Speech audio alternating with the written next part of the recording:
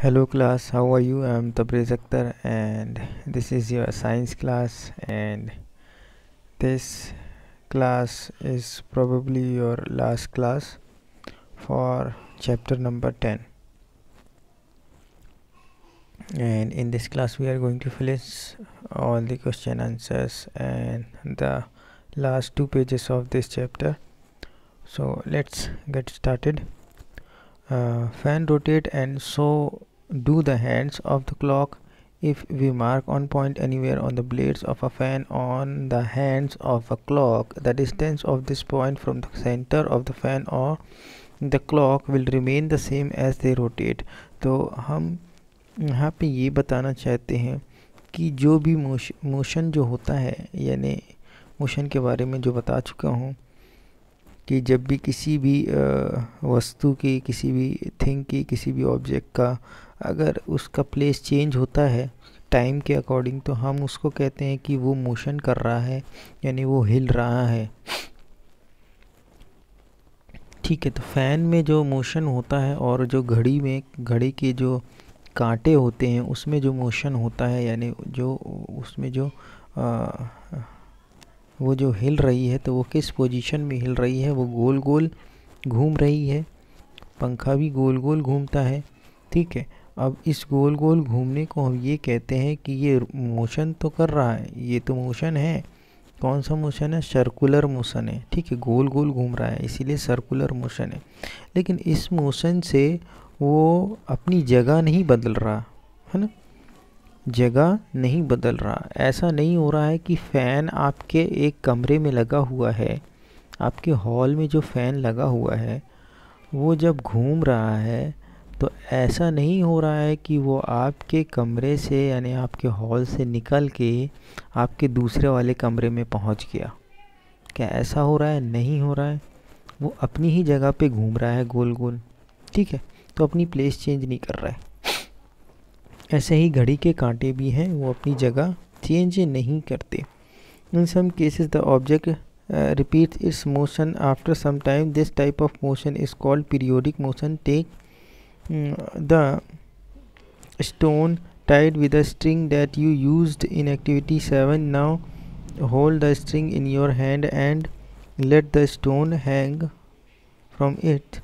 This is pendulum. Pull the stone in one side with the other hand and now the pendulum is in motion. ठीक है, तो अब एक दूसरी type की मोशन की बात करूं कि जिसमें कोई ऑब्जेक्ट जब मोशन करता है या हिलता है तो अब उसकी पोजीशन क्या होती है? एक बार वो एक साइड पे जाएगा, वापस से फिर अपनी पोजीशन में आएगा, फिर दूसरी साइड पे जाएगा, फिर वापस से अपनी पोजीशन में आएगा, फिर इस तरफ जाएगा, यानी लेफ़्ट जाएगा, फिर बीच में आएगा, फिर राइट जाएगा, फिर राइट से फिर बीच में आएगा, फिर लेफ़्ट जाएगा। ये घड़ी आपने कभी देखी होगी, ये वाली, ये जो है इसमें नीचे क्या लगा है? एक घंटा लगा हुआ है। ठीक है, इसको हम पेंडुलम कहते हैं। ठीक है, ये कैसे हिलता है?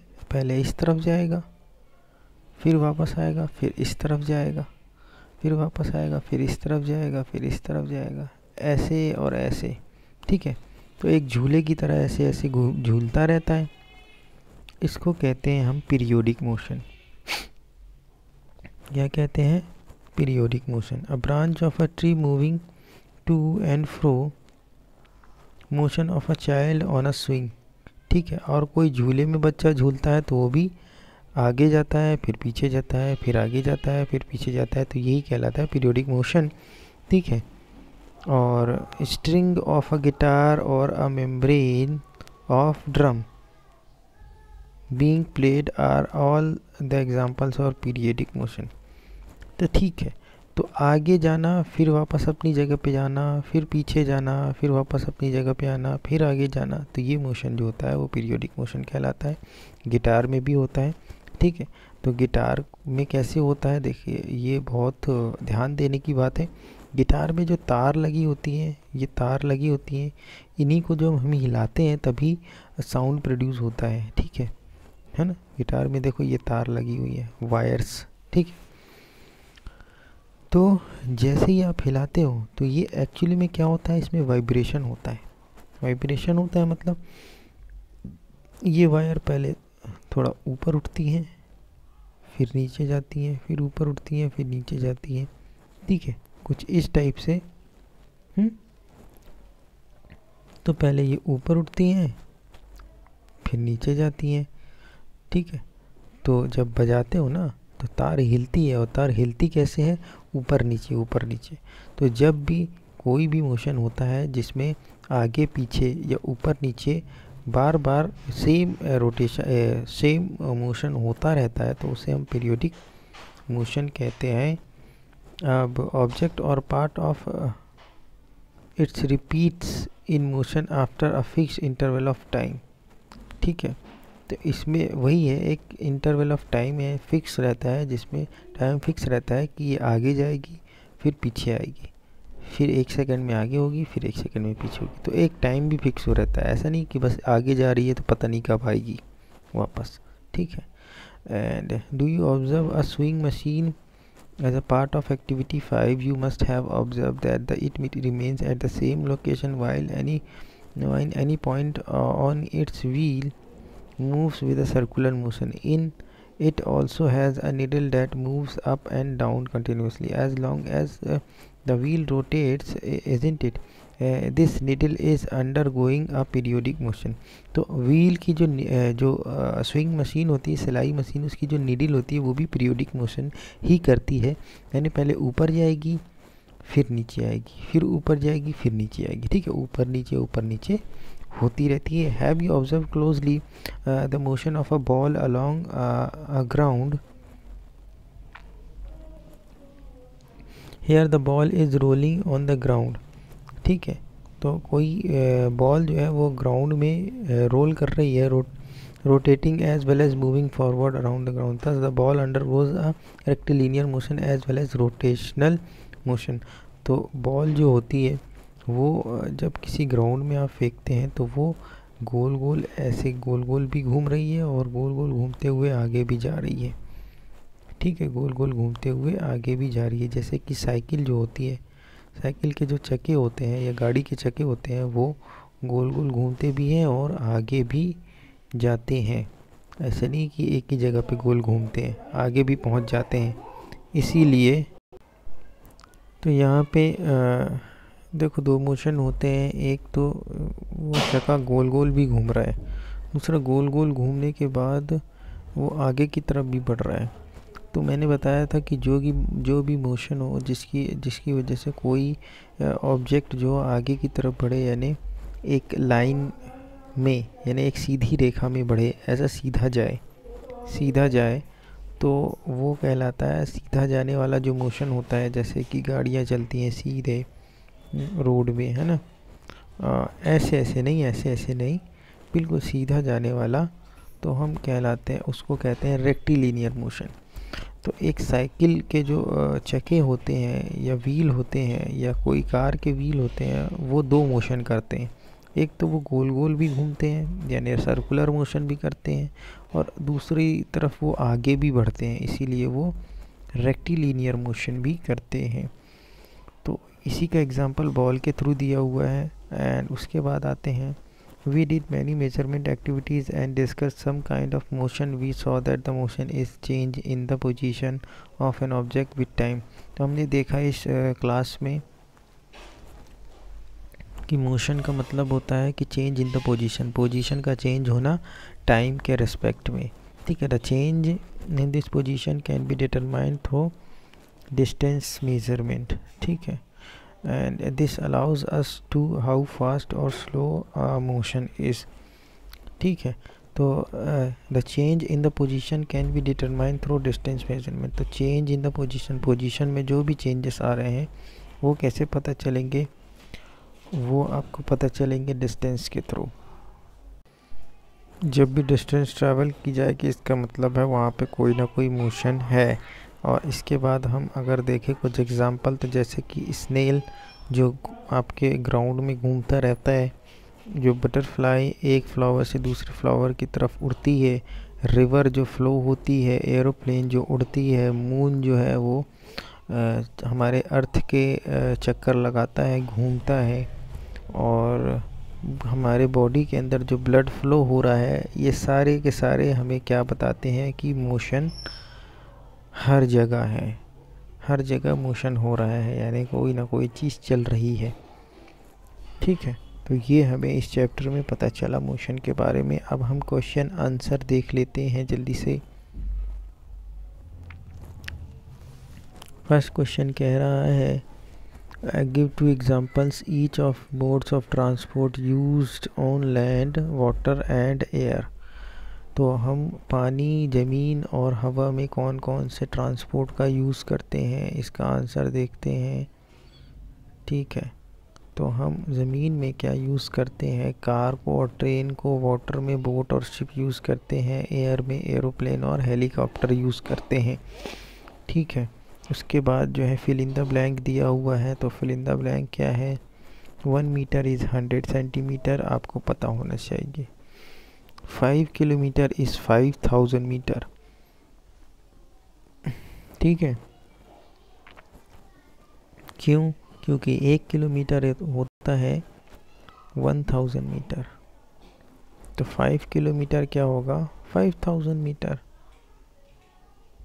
ठीक है, बहुत इजी है। उसके बाद motion of a child on a swing is circular motion. ठीक है, अगर कोई बच्चा जो है वो स्विंग में, यहाँ पे जो स्विंग वाला आपका है बच्चा जो झूले में झूल रहा है, वहाँ पे यहाँ पे आपका पीरियोडिक मोशन आएगा। क्या आएगा, मैं आपको सही कॉपी में करेक्ट करके दे दूँगा। पीरियोडिक मोशन आएगा, जो कि नीचे भी आएगा। पीरियोडिक मोशन इसीलिए मैंने बताया था, आगे पीछे ऊपर नीचे जब भी कोई मोशन होता है तो पीरियोडिक कहलाता है। जैसे कि needle of a swing machine, swing machine की जो नीडल होती है वो ऊपर नीचे होती है, इसीलिए हम पीरियोडिक मोशन लिख रहे हैं। मोशन ऑफ अ व्हील या ऑफ बाईसाइकिल, किसी चक्के का जो मोशन होता है वो सर्कुलर मोशन होता है, वो गोल गोल घूमता है चक्का। ठीक है, अब क्वेश्चन आंसर में आते हैं। उसमें पहला क्वेश्चन है, सेकंड क्वेश्चन है व्हाई कैन अ पेस और a foot step not be used as a standard unit of length. जो हमारे कदम हैं जिनको हम स्टेप कहते हैं, उनको हम क्यों नहीं यूज़ करते किसी चीज़ को नापने के लिए।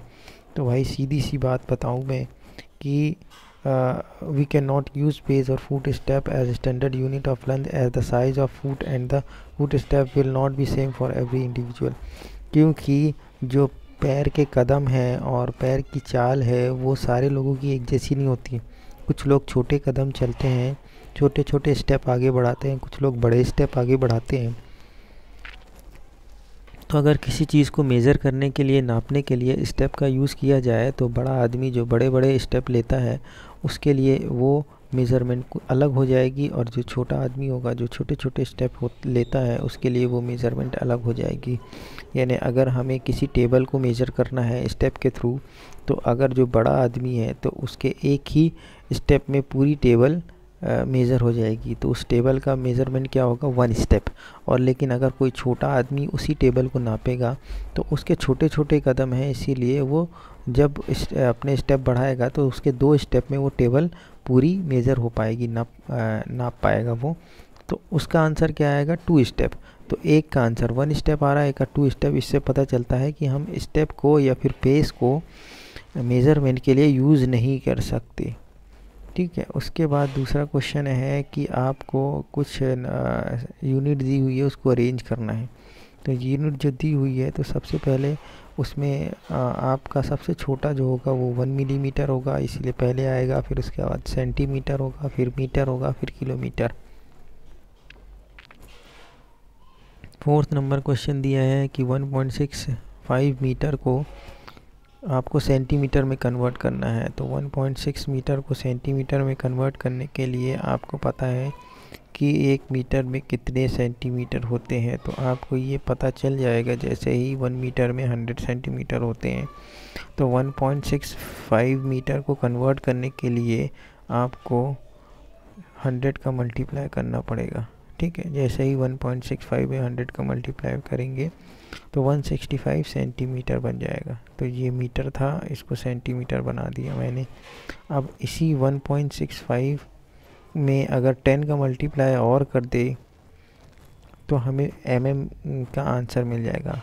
क्वेश्चन में बोला है कि mm में भी कन्वर्ट कीजिए, तो ये जो क्वेश्चन है इसमें 1000 का मल्टीप्लाई करना पड़ेगा तब जाके वो mm बन जाएगा। तो ये देखिए बी में मैंने क्या किया है, बी में मैंने एक काम किया है कि मैंने आपको 1.65 में 1000 का मल्टीप्लाई किया है, यानी 100 इंटू 10 मतलब 1000 ही होता है। ठीक है, 1000 का किया है तो आंसर मिल गया 1650 मिलीमीटर। ठीक है, दूसरा क्वेश्चन है the distance between Radha's home and her school is 3250 metre, express distance in kilometre. तो जो मीटर में डिस्टेंस दी हुई है उसको किलोमीटर में चेंज करना है। इनमें रिलेशन पता कर लें सबसे पहले कि 1 किलोमीटर में 1000 मीटर होते हैं, 1 किलोमीटर में 1000 मीटर होते हैं। तो 3250 मीटर में क्या होगा, तो ठीक है, तो सबसे पहले हमें पता लगाना पड़ेगा कि 1 मीटर में कितने किलोमीटर होते हैं। तो 1 मीटर में 1/1000 किलोमीटर होते हैं, ये चीज़ पता चला।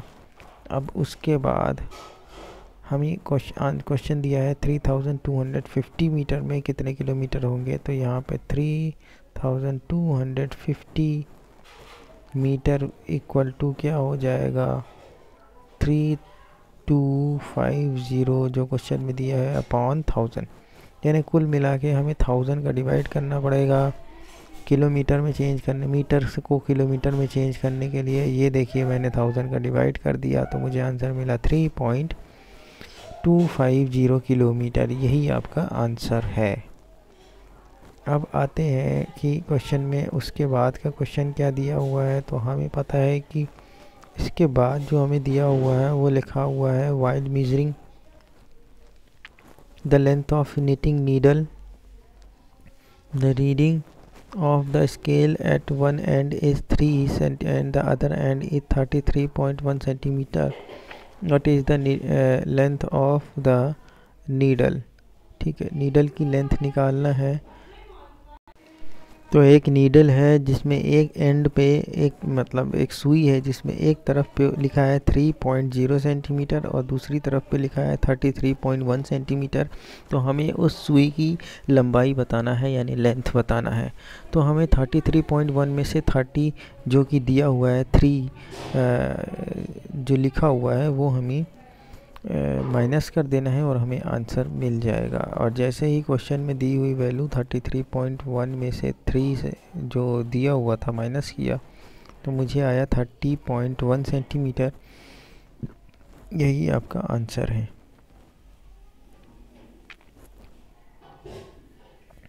तीन क्वेश्चन और दिए हैं जिसमें पहला बता रहा है कि सिमिलैरिटी बताना है और डिफरेंस बताना है। ठीक है, कोई किस में सिमिलैरिटी और डिफरेंस बताना है, हमें बताना है similarities and difference between the motion of a bicycle and ceiling fan. ठीक है, और हैज़ बीन स्विच्ड ऑन। तो सीलिंग फैन और बाईसाइकिल की मोशन में डिफरेंस क्या है और सिमिलैरिटी क्या है। सिमिलैरिटी तो ये है कि दोनों गोल गोल घूम रहे हैं, ये बात तो है। सिमिलैरिटी है कि व्हील और बाईसाइकिल और सीलिंग फैन दोनों ही सर्कुलर मोशन कर रहे हैं, यानी गोल घूम रहे हैं। डिफरेंस ये है कि साइकिल जो मूव कर रही है रेक्टिलिनियर मोशन में मूव कर रही है, यानी आगे की तरफ भी बढ़ रही है, लेकिन सीलिंग फैन जो है does not move in rectilinear motion. Ceiling fan rectilinear motion नहीं कर रहा है, यानी आगे नहीं बढ़ रहा है। जहाँ लगा था सीलिंग फैन वहीं लगा हुआ है। ठीक है, इसके बाद 9 नंबर क्वेश्चन है। क्वेश्चन कह रहा है why should you not like to use the measuring tape made of an elastic material like rubber और measuring distance. What would be some of the problems you would meet in telling someone about the distance you measure in such a tape. अगर कोई आपको ऐसा tape दे जो elastic material का बना हुआ हो, यानी जो कि खिंचता हो, जैसे कि रबड़ खिंचती है ना, तो आप क्या उससे मेज़र कर पाओगे। अगर नहीं कर पाओगे तो क्या प्रॉब्लम्स आएंगी मेज़र करने में। तो elastic tape will not give accurate measurement because it stretches in the length and reduces in size when not stretch. तो इलास्टिक टेप से हम मेज़र नहीं कर पाएंगे क्योंकि वो खिंच जाता है, और जहाँ पे हम ना खींचे तो वहाँ वो सिकुड़ा हुआ रहता है। यानी अगर हम किसी चीज़ को मेज़र करना चाहते हैं तो हो सकता है कि हमने ज़्यादा खींच लिया तो वो ज़्यादा खिंच गया, और कम खींचा तो वो कम खिंच गया। तो इससे तो हमें एक्यूरेट मेज़रमेंट मिलेगी ही नहीं, है ना। While telling the measurement taken with the elastic tape we have to tell whether the tape was stretch and how much. और अगर इससे हम मेज़रमेंट लेते भी हैं तो हमें ये बताना पड़ेगा कि ये टेप हमने खींचा था या इतना खिंच गया था या यहाँ से खिंचा हुआ था, इसीलिए इसकी मेज़रमेंट इतनी आ रही है। तो हमें ये भी बताना पड़ेगा कि कितना खींचा, तभी जाके क्या मेज़रमेंट आई। इसीलिए ऐसी चीज़ का यूज़ कर ही नहीं सकते जो कि इलास्टिक यानी रबड़ जैसी खिंचती हो, ठीक है। और उसके बाद लास्ट क्वेश्चन है